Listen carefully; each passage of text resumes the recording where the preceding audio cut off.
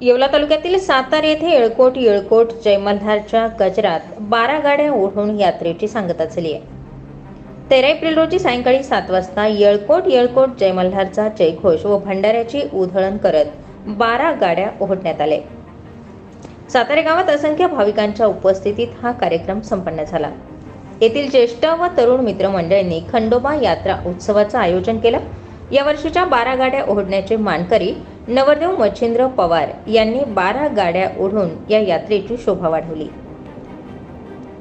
यात्रा उत्सव काळात रोज रात्री 6 दिवस महाराष्ट्रातील नावलौकिक वाघ्य मंडळांच्या माध्यमातून जागरण गोंधळाचे कार्यक्रमही आयोजित करण्यात आले। दुपारी काठीची भव्य मिरवणूक काढण्यात आली।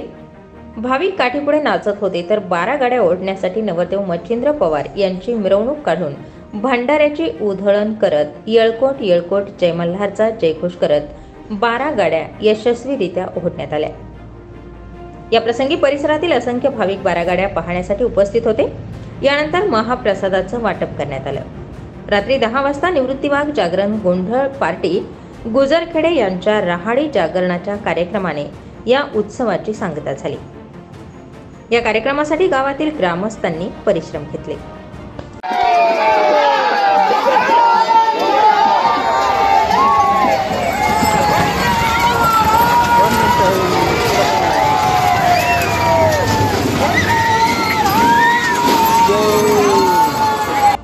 स्टार 24 फास्ट न्यूज साठी दीपक ढोकळे, येवला।